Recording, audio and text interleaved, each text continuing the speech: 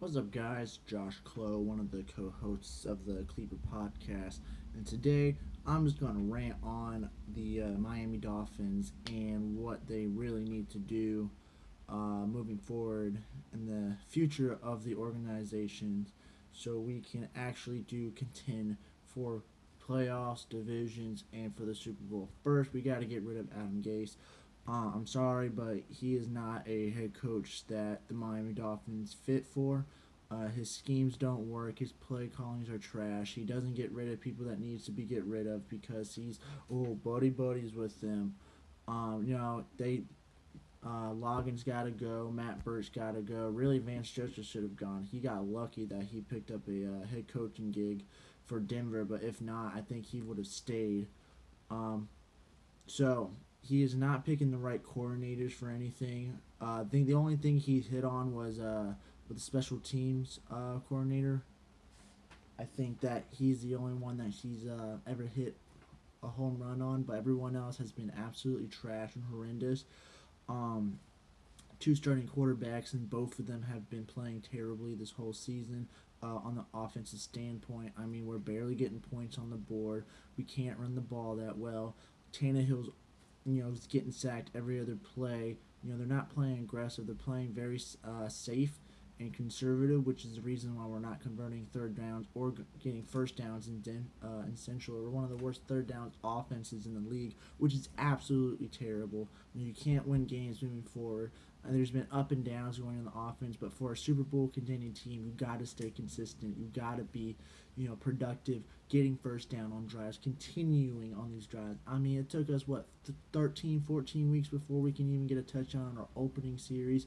Absolutely terrible. Went on for 20 games straight, dating back to last year. Definitely, I mean, even we had Jay Cutler. Jay Cutler's trash, but um, that's the other thing. His ability of a culture change or bringing other people. Jay Cutler was probably one of the biggest mistakes I've ever seen in my whole entire life. I don't know why we took him out of the retirement to bring in for a freaking $10 million we could have used on Jarvis Landry. But no, Adam Gase is hard headed. There was definitely other quarterback options out there. I mean, Kaepernick was out there. We could have moved up in the draft a couple of spots. We could have been aggressive and gotten Josh Rosen other than the Cardinals coming in this year, but he is not a coach that gets aggressive. Not what he was back in when he was the offense coordinator for the Denver Broncos when he had Peyton Manning. But I'm pretty sure Peyton Manning did most of the work instead of him. His culture chain, like I was saying, was terrible. You get rid of our Pro Bowlers, Marquise Pouncey, Namakusu, Jarvis Landry.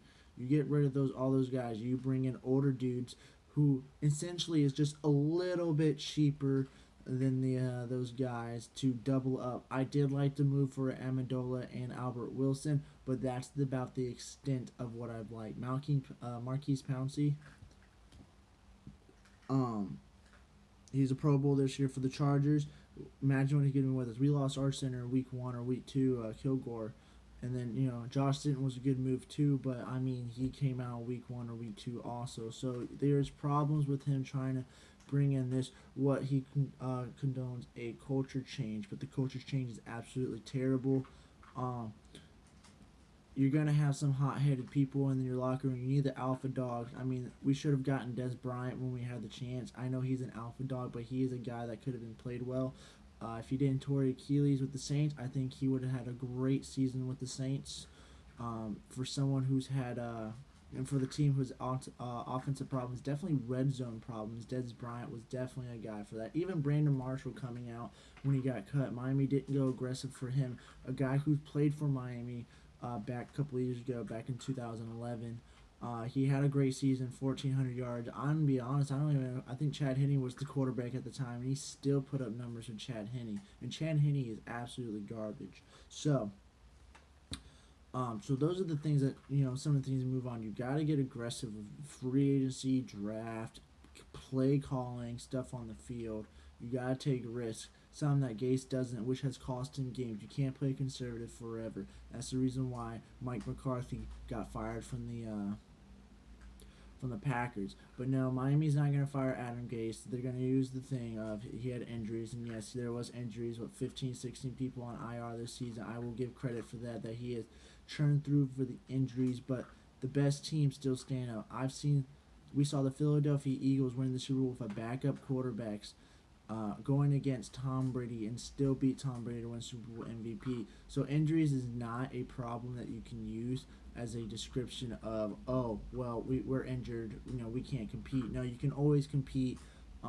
There's 53 men. Yes, some guys are better than others, but they're all professional football players, and there are people out there who's on waiver wires, who hasn't been signed to a team that you could have picked up but chooses not to. And that was his fault. You decided to stick with Brock Osweiler of all people instead of going out and getting, like I said, Kaepernick was sitting down, has no wear and tear for 2 seasons, has legs.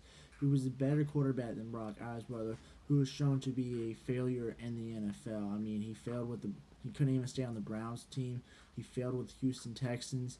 And Broncos cut him after bringing back a reunion. And also Braxton Lynch was chilling out there too. Braxton Lynch is an outstanding young man who's very young, who could have worked really well with Adam Gase. So that is a problem that needs to be worked on. You got to get the right players, and you have to take risks on certain players. Now, moving forward next year, you know what our schedule is. We have the AFC North and we have the NFC East. So we got the Cowboys, Redskins, Eagles, and Giants. You got the Steelers, Ravens, Bengals, and Browns. It's not going to be that essentially hard. Next season, we should go 10 and 6, 11 and 5, but that all depends on Adam Gase. And that's where I'm going to point out we need a new quarterback. You got to dump Ryan Tannehill. Ryan Tannehill is not the future of the Miami Dolphins. We've seen that years and years before.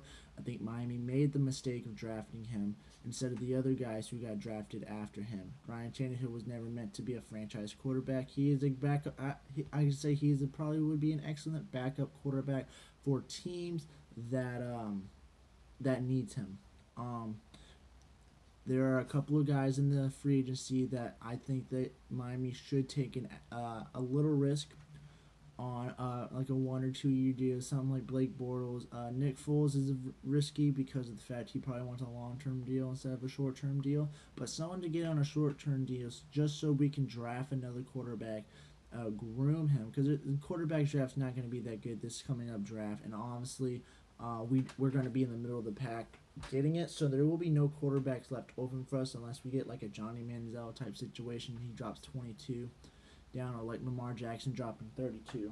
So, got to move on from Ryan Tannehill. Ryan Tannehill is not the franchise quarterback. He is not the future quarterback. He is not even an elite quarterback. Yes, he has 4 wins against Tom Brady, but I mean, Mark Sanchez has beaten Tom Brady before, so you can see how Mark Sanchez is on his 5th team as a backup, who got benched for Josh Johnson. So, Tannehill has a losing record to this day. He has not played in the playoff game. Granted, he was hurt in that one season we made the playoffs.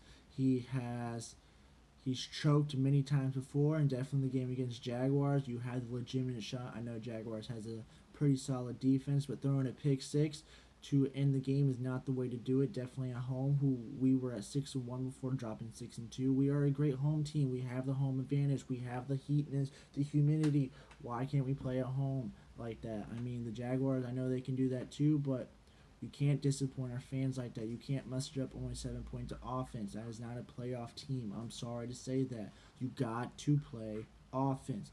Defense has been playing decently. They played decent in that game, only gave up 10 points. Granted, playing against Cody Kessler and Blake Bortles, but defense cannot save you every game. You gotta play offense, and that's the problem. Also, but you gotta get the offensive line going. I know that we've had problems with the offensive line that doesn't get fixed. There's injuries, but even some of the greatest quarterbacks can play without an offensive line.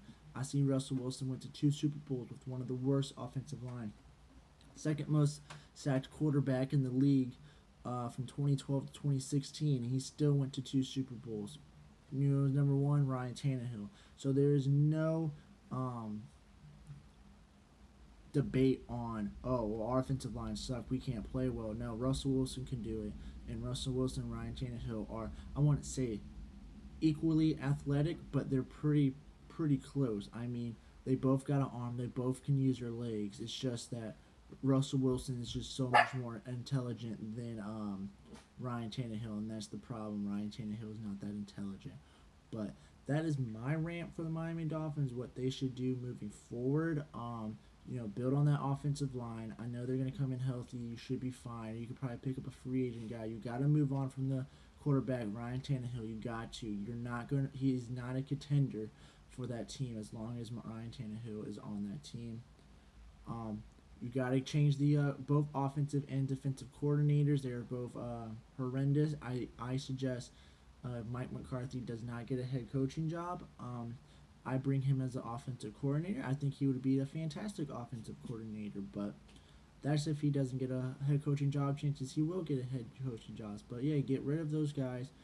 Keep the special teams coordinator Rizzy. I think he's freaking fantastic. He's a great guy. He's the only coordinator we should keep. And our defense, I don't know what's wrong. I don't know if it's a defensive lineman coordinator or something, but we got to get more sacks. We are way too talented to not get sacks in that game. I think they played a fantastic game against Jaguars, going on to the sack wise, but we are still pretty low for our sacks for two guys that makes up 150 sacks career wise with Cameron Wake and Robert Quinn. We got decent defensive tackles. So, and then our linebackers aren't that bad either. I mean, you got Kiko Alonso, who's known for sacking quarterbacks too. So, you got to move forward on what's the problem instead of trying to hope that the problem gets fixed. And that's what Adam Gase's problem. He knows there's the problem, but chooses not to fix it. You gotta find a way to fix it and plug it in, not just say, oh well, they'll improve eventually. No, they won't improve eventually. Some guys will not, or it is too beyond of trying to fix. You just gotta redo the whole thing. So that's my take on the Miami Dolphins, what they need to do for 2019, 2020, and beyond. Um, a lot of you guys might disagree who's Miami fans, but the one problem with Miami fans is you guys are too heartbroken to realize what's the actual problems with the team. And you guys keep saying that there's always next year, there's always next year. Well, if you don't fix next year, then it's the same year every year. We are stuck on mediocrity. Omar Kelly has said it time and time again. This team is not good enough until there are major changes. Coaching change, coordinator change, quarterback change. This team could be a 12-win team, definitely if Brady leaves the NFL after this season or next year. But welcome to my TED Talk on the Miami Dolphins. I hope you guys enjoy.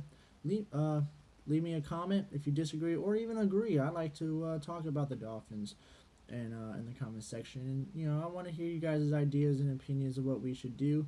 One guy said bring in Vance Joseph. I didn't agree with it, but if it works, it works. But I like to hear you guys' concerns and comments. So comment down below, and I will reply back to you what my thoughts on your reply. And if I like it, I'ma love it. So have a great week, and hope for 2019 for the Miami Dolphins. Fins up.